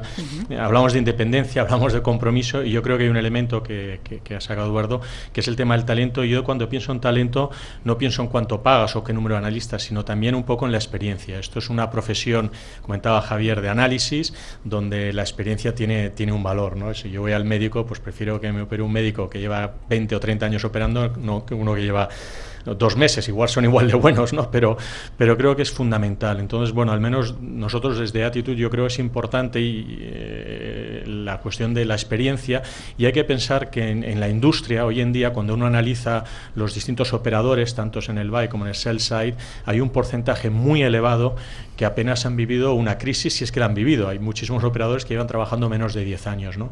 Yo creo que la experiencia, el haber visto no solo la última crisis, sino las crisis del principio de los 2000, del 97, el 94, 89, etcétera, es decir, te da, digamos, un bagaje importante. Es decir, que yo creo que estoy de acuerdo con Eduardo que es importante la contratación y los equipos con talento, y yo añadiría con experiencia. Inversión en gestión independiente es solo value. Abrimos aquí el melón de cómo se gestiona, quizás porque se ha hablado mucho del value, ¿no?, en los últimos tiempos en nuestro país. Parece que uno es del Madrid o del Barça en el partido este sábado, parece que uno es o de la inversión value o reniega completamente de ella. A ver, Javier, que se incorpora. Yo le digo, como inversor value, le digo que por favor que no, porque entonces las oportunidades que se generan para mí dejarían de existir. ¿Sí? Si todos hacemos lo mismo, las acciones infravaloradas no existirían. Voy a ser un poco escueto, pero lo quiero dejar ahí porque me ha quedado bastante bien, con lo cual... Rafael, pues si coja el testigo, ¿eh? Si se entiende por value aplicar sentido común, pues me parece que casi todas las gestoras independientes están en esa línea, en la línea del sentido común, ¿no? Para empezar desde la fundación, ¿no? Hablaba JJ de la experiencia. No fundas una gestora sin experiencia. Sí. O sea, por supuesto que como mínimo, ya no por las canas, ya por la calvicie que tenemos algunos, pues hemos vivido 3 crisis y naces después de tener un track record por lo menos de 14 años y que ves que has batido al mercado de forma consistente. Si no, mejor no abras la tienda. No. Entonces, no sé si respondo un poco al tema value, pues para nosotros es sentido común. Y luego, como nuestro nombre indica, buy and hold, que significa comprar y mantener, no estar todo el día entrando, saliendo y visitando las cosas. Pues me viene al pelo lo de hold y lo de mantener, porque nosotros vamos a mantener este evento, esta charla en el Club Financiero Génova con GPM, la tercera conferencia anual, la gestión independiente como propuesta de valor, pero lo que vamos a hacer es decirle a nuestros compañeros de Capital Radio un hasta luego, un hasta otra. Nosotros nos vamos a quedar aquí, vamos a seguir debatiendo, hablando de la inversión, de la gestión. Muchísimas gracias a la audiencia en Capital Radio. Por cierto, ahora es el turno de José de la Morena, uno de los nuestros, en Capital Radio, donde se habla muchísimo de gestión, donde hasta tiene una sección nuestro compañero Jorge Ufano buscando... al fondo hay sitio, ¿no? Al fondo hay sitio, y siempre encuentra algún fondo que da alguna idea que resulta interesante. Así que nosotros despedimos a la radio y continuamos en cuando nos digan. Pues seguimos aquí nosotros ya en más Petit Comité. Tenemos el micrófono preparado. Me gustaría que participaran, que pregunten, que planteen dudas, porque hay muchos asuntos que no hemos hablado. Antes dije, ¿y si viene una caída en Wall Street? Y por ahí alguien asintió y dijo, sí, como venga algo de eso, a ver qué pasa. Quien quiera preguntar, que levante la mano, yo me acerco con el micrófono y preguntan y le plantean a los gestores las dudas que ustedes tengan. Inversión independiente es sinónimo de value, hay algo más, experiencia, se ha apuntado a la experiencia y a la importancia. ¿Quién quiere tomar el testigo? A ver, Juan José, adelante. Bueno, si valor es comprar algo bueno o barato, yo creo que lo intentamos hacer todos los días, todos, ¿no? Y lo aplicamos no solo en las inversiones financieras, sino en el día a día, ¿no? La pregunta no es tanto lo que pensamos desde las gestoras independientes, sino también qué opinan los inversores. Y en muchas ocasiones nos encontramos con situaciones donde los inversores son todos muy value, mientras que el mercado sube. El día que baja un 10% cambia ese perfil, ¿no? Entonces yo creo que es un elemento que hay que ser muy honesto, no solo los gestores, sino también los inversores. Y eso obliga a una cercanía, a un diálogo, como comentaba antes Juan José Linares, con el inversor, porque es fundamental. Yo creo que una buena inversión es la inversión donde el inversor está cómodo en escenarios bastante dispares, ¿no? Y número dos, yo creo que herramientas de gestión del riesgo son fundamentales, yo creo, y creo que son complementarias con la inversión fundamental, con el análisis fundamental. Insisto, creo que estamos en un entorno de mercado que normalizamos, que creemos que lo normal es que tengamos volatilidades en el Nasdaq del 11-12%. No sé, yo cuando empecé a trabajar este tipo de volatilidades estaban en las divisas, pero no en el equity, donde normalmente estamos hablando de niveles del 15 al 25%. Entonces, yo creo que hay que ponerlo en un contexto histórico, y en ese contexto histórico creo que la gestión independiente, valor con herramientas dinámicas de gestión, de cobertura, pueden aportar valor, y eso no es lo que pensamos desde Attitude. Enseguida voy con Jorge. Rafael, ya que nos daba usted al principio el dato del 6 frente al 94, en otros países tiene más peso ya la gestión independiente, ¿no? Porque hay ocasiones, bueno, pues no sé, en las fintech, en el e-commerce, en la preocupación por la tecnología, donde otros países nos van señalando un poquito el camino, ¿no? En el mundo anglosajón, sin duda. Nosotros siempre vamos a remolque. Pero bueno, pero estamos ahí, estamos, vamos a decir, renaciendo o floreciendo. Bueno, está bien. A ver, gestión sí. Value siempre, ¿no, Jorge? Nosotros en GPM, bueno, creo que discrepamos un poco de únicamente utilizar el value, entendido el value como... Bueno, a nosotros nos gusta el análisis fundamental, pero nuestra aproximación es más cuantitativa. Es una aproximación en la que lo que intentamos es acercarnos a través de una serie como de algoritmos o de screeners, y luego utilizamos también mucho, con la misma filosofía, la inversión momentum, la inversión en intentar estar en aquellas áreas geográficas más fuertes en cada momento, sobre todo en las que gestionamos fondos globales, y una vez que estamos en la mejor área geográfica, también entrar en sectores fuertes y empresas fuertes. Y yo creo que está demostrado estadísticamente que aportan un extra a únicamente basarte en ratios fundamentales de las compañías, en ratios de lo que se entiende como valor. También nosotros hacemos growth, que sería una parte del análisis fundamental, que lo que intentamos es invertir en empresas que constantemente tengan los beneficios crecientes. Pero la tecnología nos ayuda mucho a aproximarnos a otras herramientas y formas de tener un edge, una ventaja en los mercados, ¿no? Se ha hablado, por ejemplo, un ejemplo para que todos nos podáis entender, si tuviésemos aquí, imaginaros con un dron y pudiésemos ir a las cadenas grandes de supermercados y pudiésemos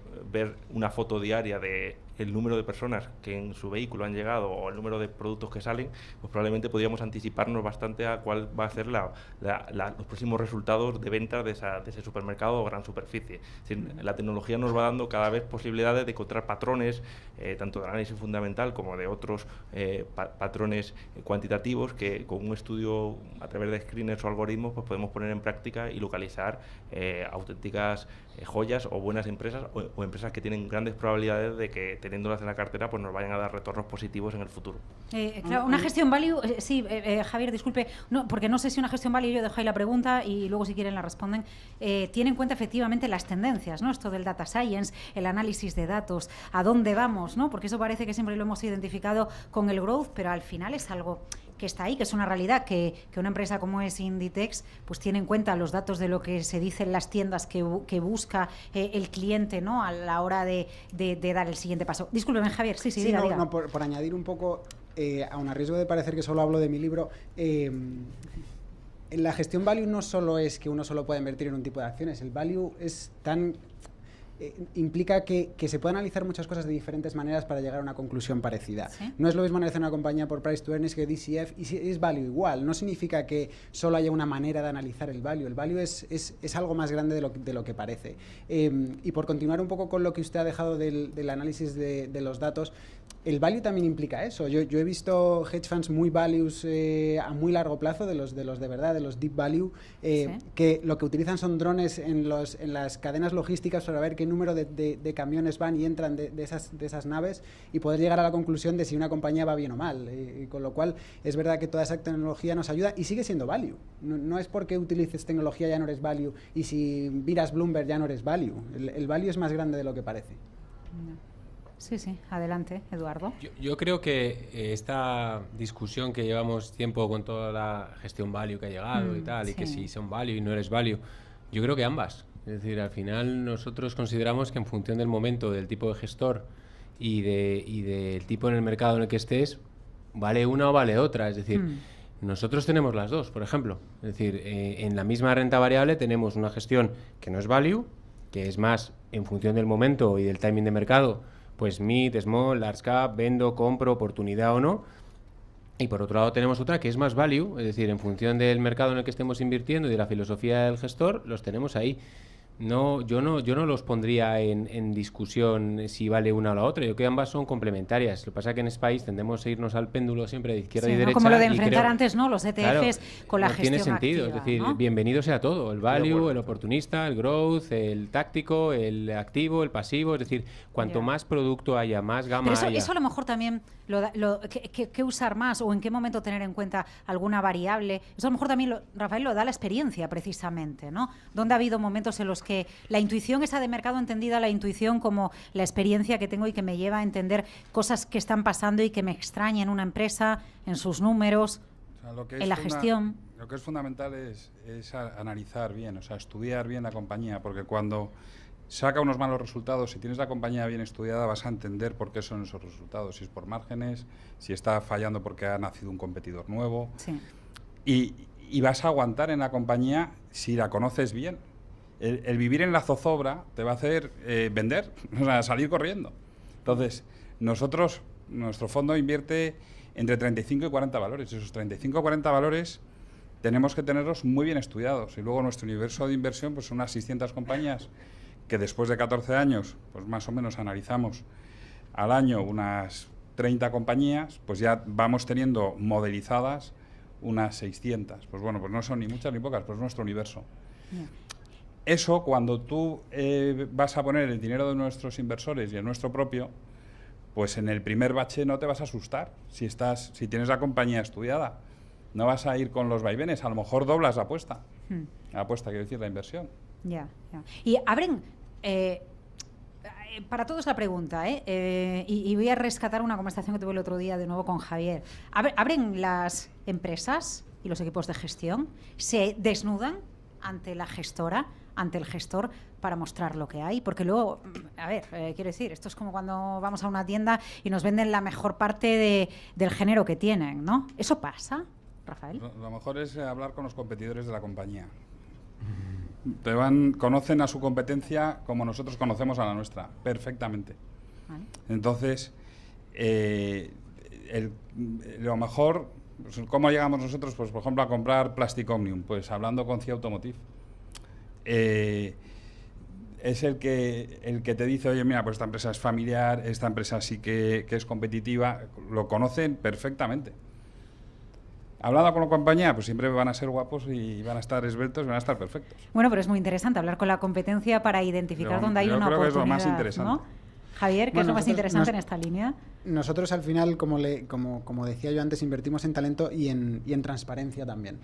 Hay compañías que, como bien ha dicho Rafael, son siempre buenas, bonitas y baratas, y hay otras compañías que de verdad te dicen la verdad. Es curioso que es verdad que ese pensamiento histórico de que toda compañía me va a decir lo que yo quiero oír, yo noto un cambio, sinceramente. A lo mejor es porque soy el más joven de la mesa, pero sí que noto un cambio en ese aspecto de compañías que son más abiertas. Ya no hace falta ir, como hablábamos el otro día usted y yo en la radio, no hace falta ir de la mano de un banco para que te atiendan. Es verdad que todavía hay ese tipo de compañías que sin el banco no te atienden, pero lo que yo le quería decir es que en efecto esas compañías son las que nosotros más nos gustan y las que estamos dispuestos a aguantar, las que nos dicen la verdad, no las que siempre son bonitas.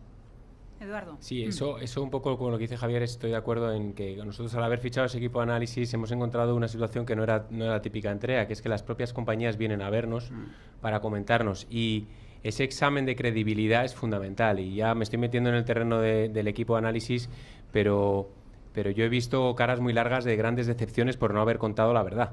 Es decir, cuando uno se sienta con la compañía y te cuenta una cosa 2 semanas después, presenta resultados y se respira un ambiente de, pues no me han contado lo que quería, entonces las metes en la nevera. Es decir, al final es un problema de la compañía. Si tú no le vas a contar la verdad al gestor, el gestor no va a confiar en ti ni va a invertir en ti. Pero aquí nos estamos metiendo en las tripas también de la gestión independiente, ¿no? Y del valor añadido, porque a lo mejor, cuando antes se comentaba, bueno, a lo mejor un gran banco que nos ha colocado el fondo, al final es el término que todos estamos utilizando, bueno, pues me da unas pérdidas X y bueno, pues es el gran banco, pero yo le voy a ser más exigente a la gestora independiente, ¿no? Y entonces es ahí donde la gestora tiene que trabajárselo muy bien. Evidentemente, es decir, claro, ahí es donde está el valor añadido, es decir, nuestro valor no está en la distribución, no tenemos capacidad de encontrar en el mercado cosas que los grandes transatlánticos no invierten, pues porque no se fijan o porque no tienen interés en ello. Entonces ahí es donde está el alfa, el famoso alfa de los gestores, está en encontrar valor, que ahora precisamente se utiliza mucho con el value. Es decir, sí, el value es donde ya encuentras el valor del valor del valor. Es decir, al final encuentras mucho valor en cosas que incluso no tienen ni análisis ni cobertura. Nosotros a lo mejor no llegamos a ese punto. Lo que llegamos es al punto de decir, nos gusta esta compañía y incluso cuando el mercado lo está viendo distinto, pues nosotros vamos a invertir en ello porque nos lo creemos y si nos equivocamos lo reconocemos. Es fundamental también, como gestor independiente, reconocer los errores, porque si se lo dices al inversor y se lo justificas y se lo argumentas, va a seguir contigo. El problema es que le intentes engañar. No tienes nada por detrás que te soporte para que digas, oye, es que me contaste una historia y luego no ha sido verdad. Bueno, pues no, y además no me la argumentaste y me justificaste que te habías equivocado. No pasa nada equivocarse, simplemente es decirlo. Juan José, ¿a usted le han contado muchas historias que no fueron verdad? Bueno, yo creo que al final yo creo que se aprende muchas veces más analizando y hablando con los competidores que con la propia compañía, y al final la información, uno quiere información relevante y la información relevante no pública pues no la pueden compartir. Por lo tanto, yo muchas veces creo que el problema no es tanto encontrar la información, sino gestionar la cantidad de información que hay disponible, ¿no? Así que yo creo que los equipos de análisis lo que tienen que tener son sus metodologías, sus modelos, y después saber gestionar, porque insisto, hay muchísima información para muchas compañías. Otras quizá de menor capitalización, pues es más difícil lógicamente identificar la información. Me gustaría que levanten la mano y que pregunten, ¿eh? Aquí está el micrófono preparado cuando quieran. No, dudas tienen que surgir y preguntas tiene que haber. A ver, la apertura o el cierre de puertas de las compañías. Jorge, ¿cuál es la experiencia que tienen ustedes? En general, solemos invertir en aquellas compañías que realmente entendemos, y nuestra forma de aproximarnos a las compañías es más, como digo, de una forma más cuantitativa, es decir, es intentar rastrear a través de algoritmos las 60.000 compañías que hay en el mundo, poniendo unos filtros. Muchas veces lo comento como cuando éramos jóvenes y teníamos esos programas tipo PC Fútbol o de estos de simuladores de fútbol, que tenías que dar unas pautas, ¿no? Tenías a todos los jugadores ahí y tú decías, pues quiero un jugador que sea lateral derecho, que tenga velocidad entre 1 y 10 más de 8, que tenga buen pase y que tenga buen repliegue defensivo. Entonces, una vez que tú lo metes en la base de datos, te salen unas 100, 150, 200 empresas que digamos que son aptas para tu equipo, para tu plantilla. Entonces, una vez que las tienes, pues tienes que, nosotros juntamos ese análisis fundamental a nivel cuantitativo con una especie de lo que sería la forma física del jugador, de ver cómo lo está haciendo en los últimos partidos. Por lo que intentamos es buscar pues cómo lo está haciendo esa compañía, si está entrando dinero continuamente, si tiene una tendencia alcista fuerte, si está de moda. Nos intentamos anticipar esa moda y entonces encontramos al final una selección de 10, 15, 20 compañías a nivel global que son las que incorporamos a la cartera. No tenemos ese tú a tú con los directivos, de momento no lo tenemos, y sí es cierto que algunas veces pues a lo mejor invertimos en una empresa que sí conocemos bien porque somos usuarios o nuestra familia es usuario de esa empresa y sí que a lo mejor de una manera alternativa pues las añadimos a la cartera. Como ahora estamos aquí en Petit Comité, antes de que nos den previsiones un poco de lo que puede pasar con el mercado hasta final de año, o qué puede pasar si viene una gran corrección en Wall Street, si empresas donde han encontrado ustedes valor no se van a ver afectadas por eso, ¿no? Porque a lo mejor resulta que es una actitud defensiva. Tengo una duda. ¿Hasta qué punto tienen empresas de mediana capitalización ustedes en cartera? Y en un momento de tensión en el mercado, pues puede producirse un conflicto a la hora de vender por la falta de liquidez de un título y hay que andarse con muchos miramientos a la hora de poner el papel en el mercado. ¿Esto se piensa cuando se toman posiciones en un valor? ¿Qué pasa si tengo que vender rápidamente y en qué situación me voy a enfrentar? Juan José, ¿eso se lo plantea usted? Sí, básicamente, entonces teníamos una discusión con compañeros, decía, no, el valor liquidativo y el valor liquidativo real. Y son dos cosas diferentes, ¿no? Una cosa es el valor liquidativo que voy publicando en función de los precios de cierre y otro valor es qué pasa si mañana o en las próximas semanas hay ventas de, no digo del 100%, pero del 50%, del 40%, del 30%, ¿no? Entonces, el tema de liquidez es dentro de la gestión del riesgo, insisto, está un poco en el ADN de Attitude, es un factor que estamos mirando muy de cerca, porque yo creo que nos estamos olvidando un poco este mercado que se ha ido encareciendo. Lo que ha provocado es que en muchas ocasiones el valor se vaya identificando en compañías cada vez de menor capitalización o más centradas en industrias muy concretas, ¿no? Nuestra experiencia es que, digamos, las grandes fortunas o las grandes pérdidas se generan muchas veces no por un problema de solvencia, sino por un problema de liquidez, ¿no? Muchas veces es un buen negocio, sí, pero usted puede pagar hoy la factura, no, pues fuera, se liquida. Entonces sí que es un elemento que nos preocupa muchísimo. A la hora nosotros de confeccionar o de realizar las inversiones, sí que es verdad que en los distintos vehículos que tenemos, el factor o el análisis de la liquidez del vehículo para nosotros es fundamental. ¿Y eso qué nos lleva? Pues nos lleva a poner unos límites muy estrictos en cuanto a concentración, tanto de capitalización bursátil como de sector, como de geografía, ¿no? Entonces es un elemento para nosotros angular. Rafael. Nosotros, la verdad es que invertimos en small caps muy poquito, o sea, porque te lleva días y semanas entrar y salir y es poco operativo, ¿no? Yeah. Diría que la compañía más pequeña que hoy tenemos en cartera debe estar en el entorno de los 1.000 millones de capitalización y nuestros fondos son pequeños, es decir, hay muchos sistemas que bueno, por ley tienes que tener un control de riesgos de todos los vehículos que gestionas, ¿no?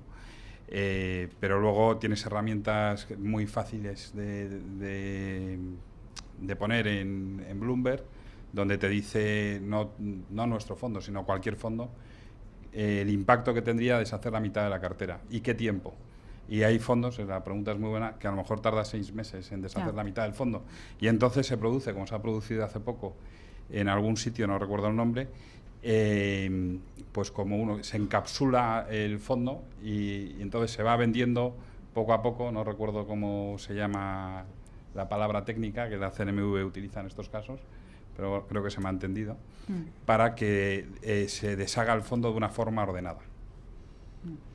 Javier, que es otro aspecto que tiene que tener en cuenta el partícipe. Yo creo que depende un poco del tamaño del fondo. Es una consecuencia de si tu fondo es más pequeño podrás hacerlo más fácil, ¿no? A lo mejor manejarte un poquito mejor. Obviamente hay compañías hay compañías del MAP que no hacen muchos días nada, ¿no? Pero depende de tu tamaño. Hay fondos que son enormes que al final tienen que cerrar y esa es la consecuencia. No es que cierren porque no quieran más inversores, sino que cierran porque llega un punto en que las salidas netas de dinero pueden provocar un verdadero problema. Pero yo lo veo más como algo que depende del tamaño del fondo.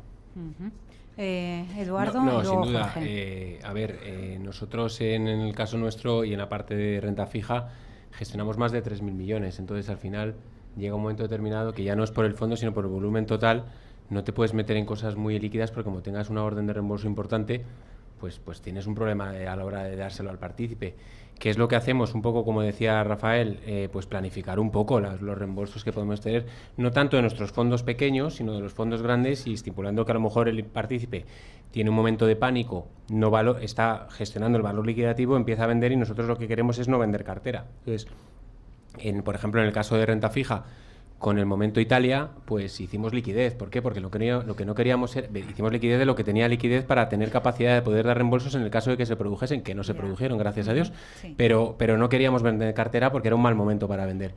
Y en el caso de renta variable, pues es que estamos gestionando tanto small, mid y large cap, y small no es MAP. Es decir, eso es verdad que el límite de small no es entrar a algo donde pueda estar una semana y donde a lo mejor tarde no una semana o 3 semanas en vender un 20% de la cartera. No. Porque no me está generando valor y me está generando un problema con el partícipe. Y esa credibilidad que como gestor independiente tienes la pierdes básicamente por la capacidad de gestión de los reembolsos. Tan sencillo como eso. Jorge.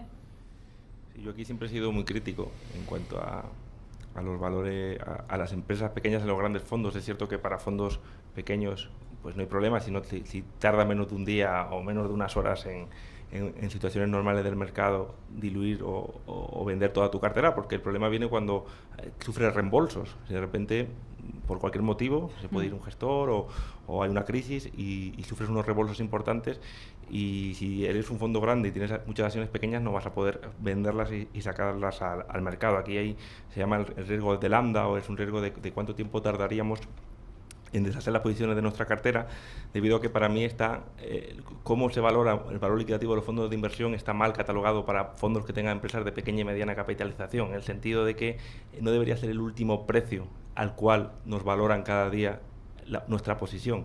Si yo tengo una posición en cartera que tiene un millón de acciones de una determinada compañía y negocia 1.000 acciones cada día, y el último precio ha sido de 100, es absurdo pensar que yo voy a poder vender todas mis acciones a 100, es decir, la voy a poder vender siempre a un precio inferior, y por lo tanto la persona que entre en mi fondo ese día va a estar comprando un precio superior al que realmente yo materializaría la venta en condiciones normales del mercado de toda mi cartera.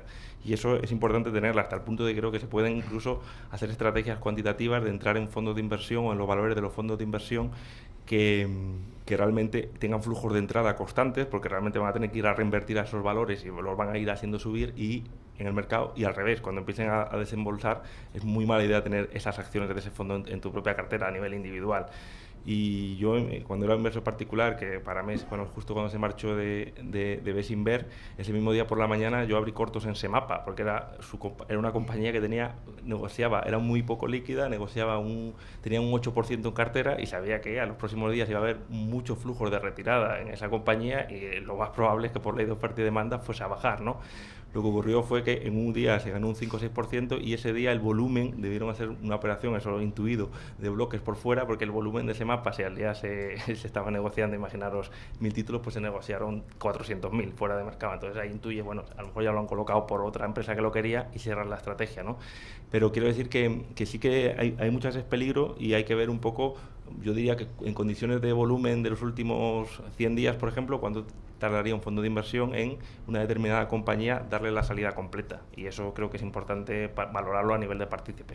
Bueno, yo creo que entramos en la recta final. Le vamos a pedir a las gestoras que nos acompañan una previsión de cómo lo ven, porque veo que ustedes no quieren hacer preguntas. Sí, vale, qué bien, qué alegría. Allá vamos. Pues si puede decir su nombre y la pregunta. Buenas tardes a todos, soy Juan Romeu. Lo primero, dar las gracias a GPM por el evento y por la amabilidad de todos los ponentes también. Mi pregunta va un poco más encaminada hacia la forma de valorar. Y pongo un ejemplo muy tonto, ¿vale? Es decir, desde 2008 a la actualidad, estos 10 años de contención de mercados, fundamentalmente por los QEs, de forma muy artificial, y donde realmente las valoraciones están muy supeditadas a la calificación de deuda de las muchas empresas, pues ha habido un periodo de transición en el que no hemos llegado al trueque, básicamente, ¿no? Pero claro, tú ahora mismo ves un poco el Nasdaq y ves ese tipo de empresas que ya no se pueden evaluar por formas de las escuelas de negocio tradicionales. Es decir, ves pues, yo no digo ya un Apple y un Trillion, ¿no? O un Amazon, que es lo mismo, o no hablemos tampoco pues, de Google, ¿no? Esas empresas en realidad no tienen un modelo de flujo de caja tradicional de valoración, es decir, son empresas que están cuantificando otros parámetros, que son información, básicamente información, redes submarinas de cable, acuerdos logísticos gigantes. Y claro, tú ves el PIB de California, que son 3,2 billones, y el PIB español 1,1, y ves que el IBEX capitaliza hoy 560.000 millones, cuando la diferencia hace 10 años pues no era que Telefónica valga 33 y Apple 1.200 o 1.100, lo que valga ahora. Entonces, claro, a la hora de hacer inversión value, tanto por tamaño de mercado, por geopolítica, por muchas cosas, normalmente yo creo que somos un poco también muy como mucho el Eurostock. Y no sé cómo vosotros, ante estos nuevos retos de empresas gigantes que van a una velocidad increíble, no hablamos ya del tema de criptomonedas y los nuevos sistemas de flujo de información que ya se están aplicando. Es decir, hasta Santander ya usa la red de Ripple para hacerlo SWIFT. Quiero decir, o sea, te cobra lo mismo y ellos tienen coste cero, porque es una intranet basada en blockchain. Entonces, claro, todas estas cosas tan nuevas que nosotros seguimos con nuestros 4 bancos, nuestro Endesa, nuestro Técnicas Reunidas, o 10 años más tarde, y Europa, pues las cenizas de Europa se han integrado de alguna forma en algunos build-ups sectoriales, pero que en realidad pasan por acuerdos muy grandes con las compañías americanas logísticas o las chinas, lo que sea. Entonces, claro, en este panorama, en realidad, en lo que pase con el Nasdaq o con Wall Street o con la economía americana, pues no es que nos afecte, es que nos fulmina, quiero decir, porque es que si ellos bajan, no sé, Telefónica cuánto está capitalizando ya, 34.000 millones. Pues, no, o sea, son 33 a 1.000, y hace 10 años no eran 33 a 1.000. Entonces, claro, a la hora de hacer valoraciones value, pues está guay, pero yo creo que los modelos de valoración tienen que tener una perspectiva mucho más amplia. Pongo un ejemplo muy tonto por acabar. El otro día seguía una pequeña startup española que se congratulaba de haber levantado 2,5 millones de euros para hacer patines por la ciudad. Y me metí en Lime, que ha levantado 450 millones, apoyada por Alphabet y por Uber. Entonces, claro, un americano abre Europa entera y nosotros, pues por mucho que el capital riesgo, por mucho que el startup, mucho que apoyemos, es que seguimos en unas cifras pues tremendamente pequeñas. Entonces, esa visión de tamaño y de geopolítica y sobre todo del siglo XXI, que va a ser el valor de la información, que es en realidad lo que se están valorando, porque esas empresas se valoran simplemente por ese flujo de información que controlan. Pues bueno, con esta pequeña reflexión pregunta es, anticipando la siguiente ronda, que es que va a pasar un poco, como es un poco la zona europea, evidentemente nuestro pequeño suelo patrio del suroeste de Europa, y un poco vuestras ideas, ¿no? Porque también os agradecemos mucho los de a pie que la gente value pues haga algo más, ¿no? Porque ni por regulación ni por distribución estamos muy amparados. O sea, al final vas viendo el MAP, que es un ejemplo también de pues ese despropósito, ¿no? Desde que ha salido, pues bueno, algo mejor funciona, pero es que han sido casos también terribles, ¿no? Para la gente que se ha metido ahí intentando hacer la gestión un poco más value o lo que sea, también ha sido otro desastre. Entonces, bueno, muchas gracias por vuestras opiniones y explicaciones, muchos ánimos y seguid velando un poco por la gestión un poco más controlada hacia la gente de a pie que está, yo creo, bastante desamparada. Gracias. Muchas gracias. Sí, Javier, que le veo, y luego ya va Rafa y vamos por orden por aquí. A ver, muchas cosas de ideas, pero sí que es verdad que yo creo que hay un nexo común en todas, y es todas las empresas que has nombrado, salvo una que prefiero no repetirla porque ya la has dicho tú, son compañías que generan un retorno sobre el capital por encima del coste de capital. Y esas son las compañías que generan valor. Es verdad que no es lo mismo valorar una compañía de nueva creación, como pues en una startup, que en lo que te basas es en decir cuál es su total addressable market, es decir, a qué mercado podría llegar en un determinado momento. No me fijo tanto en la generación de caja en ese primer momento, lo que busco es que las inversiones que hace estén por encima del retorno exigido.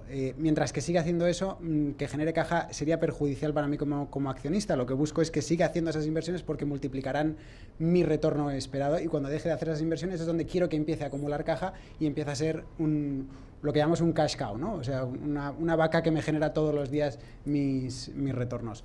No sé si he respondido un poco a tu pregunta, pero la base es compañías que retornan, que tienen unos altos roces por encima del coste de capital. Vamos con Rafael. Yo creo que un minutito dos cada uno, ¿no? Pues estoy de acuerdo con lo que dice Javier, pero entiendo también la pregunta de, no recuerdo tu nombre, pero del Juan. Cambio disruptivo, ¿no? De las tecnologías y al final hay que ser ortodoxo en el sentido de los ratios financieros, pues dices, oye, ¿qué retorno sobre el capital tengo cuando invierto aquí? Pero también tienes que tener la visión de dónde va ese negocio y cómo de disruptor es, ¿no? De las compañías que has mencionado, unas están a PER 24 y otras están a PER 100. Entonces, depende también, tampoco el PER es la Biblia de todas las cosas. Pero bueno, es un tema más a aplicar el sentido común. Bueno, pues yo creo que un minutito y vamos concluyendo porque tenemos un cóctel ahí arriba, ¿no? Y yo creo que se han dicho muchas cosas. Adelante, Eduardo. Yo, respecto a lo que ha dicho Juan, que no voy a entrar en valoraciones porque no es mi terreno, evidentemente, pero sí estoy de acuerdo en que hemos perdido o estamos perdiendo una gran oportunidad con el MAP. Creo que es un mercado que debería tener ese tipo de compañías y donde la valoración o el tipo de inversor tendría que entender que son startups y que tienen una valoración distinta a las tradicionales. Creo que los casos que ha habido, los problemas que ha habido con el MAP y lo que está habiendo últimamente, pues está haciendo que perdamos un poco la confianza en un mercado que debería tener ese tipo de empresas y tendría que ser esa especie de lanzadera o de incubadora de empresas que luego saltasen al continuo y al IBEX. Hay un caso muy concreto y es para mí el perfecto, que es MásMóvil. MásMóvil empezó en el MAP, continuó en el continuo y ya a ver dónde llega. Es decir, que al final es una compañía que ha demostrado que desde el MAP se puede saltar. ¿Por qué no se puede hacer con otros casos y no nos quedemos en casos que hayan sido al final fraudulentos o que hayan generado problemas? Juan José, ¿usted ha evolucionado su sistema de valoración desde que empezó hasta ahora? Sí, evidentemente uno va incorporando elementos, pero respondiendo a Juan, yo creo que es importante también que al final los mecanismos o los sistemas de valoración pues de una compañía tecnológica o eléctrica o petrolera, lógicamente, son diferentes. Pero yo creo que la situación en la que hemos llegado, donde tienes un porcentaje muy elevado, el otro día no sé si era el 70-80% de algunos índices en Estados Unidos, se explicaba por el comportamiento de un puñado de acciones. Cuando digo un puñado de acciones, de menos de 10 acciones, o no sé si era el 50-60% de los earnings, también era un puñado de acciones. Yo creo que hay que recordar un poco lo que escribía Howard Marks de Oaktree en la última carta, ¿no? Cuando decía las 7 palabras más peligrosas, ¿no? Cuando en inglés traducido, cuando decía que hay demasiado dinero buscando muy pocas oportunidades. Y yo creo que estamos en un entorno como este. Y esta situación donde hay mucho dinero buscando pocas oportunidades es la que está generando unas valoraciones o unos precios que en muchas ocasiones es muy difícil justificar con modelos, ya ni tradicionales, pero con un modelo más o menos lógico. Jorge. Sí, yo en primer lugar quería aprovechar, ya que mis compañeros han hablado del MAP o del mercado alternativo bursátil, para comentar que en GPM apostamos por las empresas, intentamos ayudar a esas empresas que por primera vez quieren salir a bolsa y tenemos incluso un área en la que intentamos especializarnos en ello, ¿no? Bueno, el departamento de corporate, sobre todo, porque de hecho hemos ido a foros recientemente que se organizan en la bolsa en BME con gestores, con empresas, y realmente muchas de ellas tienen una valoración muy atractiva, son empresas con posibilidades de crecer. Lo que pasa es que a lo mejor no han tenido la financiación en un primer momento, y creo que esa salida al MAP, que sería como salir en fútbol a competir en tercera división o en regional, les hace, pues si son buenas posiciones, como en el caso de MásMóvil que comentabais, pues luego crecer y llegar al mercado continuo, y por qué no al IBEX incluso. Sería como una cantera de empresas que en España, no sé por qué, no cuaja como en otros países, y realmente es una verdadera pena para el tejido industrial de nuestro país. Y un poco también, bueno, para finalizar con la idea de que en Europa hablábamos de la innovación, y recientemente que en una charla de David Cano de AFI, que lo conocemos, pues se veía un mapa a nivel global, y realmente donde estaban, creo que eran las startups de cotizadas o no sé si era de más de 1.000 millones de valoración, y es que en Europa creo que había una en Alemania, el resto estaban todas en Estados Unidos, todas en Japón, en China había muchísimas, en la India. Entonces al final es como que el futuro te ves desnutrido, o sea, la innovación es lo que está cambiando el mundo, la tecnología, y aquí pues no sé si son motivos regulatorios, eso se tendría que analizar, da para otro debate, pero da lástima que el futuro de nuestros hijos, pues las empresas punteras y las que, digamos, se van a llevar pues la riqueza de los países, pues en Europa parece que no van a estar. Entonces es un punto para que reflexionemos, porque hay que tomar decisiones y rápidamente, ¿no? Yo creo que nos han dado muchas ideas para que reflexionemos, Jorge, para que tomemos decisiones. Le quiero agradecer a todos ustedes que nos han acompañado durante esta hora y media. Ahora nos vamos a tomar ahí un vinito. Y bueno, yo no, que no puedo, pero les veo a ustedes. Y a ver, Rafael Varela de Buy and Hold, gracias. Quería una cosita muy breve. ¿Miedo a que pueda venir todo un revolutum aquí en el mercado financiero, en los mercados, o no? Nosotros pensamos que hay que estar invertido, que es muy difícil predecir una crisis y lo que hay que estar es en buenas compañías y estar tranquilo, que se saldrá de la crisis. Buy and hold. Vaya. Javier Martín de Metagestión, ¿tenemos que estar preparados, prevenidos porque venga algo raro o esa no es la actitud ante el mercado financiero? Nosotros no tenemos una visión de mercado, sino es una visión valor a valor y simplemente si las cosas bajan, hay cosas que tenemos en el radar que están caras, si bajan compraremos y seguimos buscando y encontrando ideas. Eduardo Ripollés, desde TREA, ¿cómo nos preparamos para lo que puede venir que no sabemos qué va a ser? Pues un poco lo que han dicho los dos, estando invertidos y teniendo algo de liquidez porque hay oportunidades siempre en el mercado y tanto en renta fija como en renta variable tenemos esa liquidez preparada porque bueno, el entorno no nos parece que sea el más complejo del mundo y cuando, como siempre dicen estas cosas, cuando aparece un cisne negro es lo que precisamente nadie espera. Es decir, lo que tenemos encima de la mesa ya lo tenemos descontado. Juan José Fernández, a ver, de actitud de gestión, ¿cómo enfrentamos los próximos meses el mercado? Tres ideas. La primera es invertir en buenas compañías. Esto es una garantía a largo plazo, como comentaba Javier. Lo segundo, yo insisto, creo que la gestión del riesgo y tener herramientas creo que puede aportar mucho valor después de 10 años de un mercado tendencial. Y por último, o casi primero, asegurarnos que los inversores o coinversores con nosotros están cómodos con el tipo de fondo en el que depositan su dinero y su confianza. Creo que el due diligence que hay que hacer previo es fundamental. Jorge Ufano, con usted de GPM despedimos. Bueno, no, despedimos enseguida con el consejero delegado, pero díganos, a ver, en mercado, ¿cómo lo vemos? Sí, yo creo que si tenemos un método, disciplina y paciencia como tenemos en GPM, yo pienso que no hay que tener ningún miedo, tenemos todo preparado para que en cualquier condición de mercado pues poder reaccionar lo antes posible de una u otra manera, pero para eso sí requiere un trabajo grande y un gran esfuerzo previo. Una señal o un screener que nos sepa dar las probabilidades que hay de diferentes escenarios, como si fuesen los árboles de probabilidad que aprendíamos en estadística en la universidad, y simplemente si tenemos una ventaja estadística, aunque podamos tener baches a corto plazo, en el futuro y a largo plazo siempre vamos a tener rentabilidades positivas, porque al final los mercados y las bolsas tienen una tendencia alcista, es decir, cada año suben 7-8% de media los índices americanos, que al final, metiéndonos en ese, digamos, tobogán, pues el éxito, teniendo un buen método, está asegurado a largo plazo. Lo que sí hay que tener paciencia para poder atravesar esas rachas que muchas veces a 6 meses, un año, pues pueden hacer que tengamos rentabilidades por debajo de lo que esperemos. Muchísimas gracias a los 5 por enseñarnos, mostrarnos las tripas de la gestión independiente. Gracias a todos. Me gustaría que despida Juan José Linares, el consejero delegado de GPM, unas palabras para todos ustedes. Gracias. Voy a ser muy breve porque seguro que estáis ya con el calor que hace aquí, de la afluencia de gente que somos. Os agradezco vuestra asistencia una vez más. La verdad es que ha sido muy interesante y aquí estáis todos los 2 salas completas. Ahora vamos a tomarnos un vinito, un canapé, no mucho, pero un poquito para todos, y muchísimas gracias a vosotros por vuestro tiempo. Gracias a todos por venir y os espero el año que viene en la 4ª edición. Gracias, muy amable.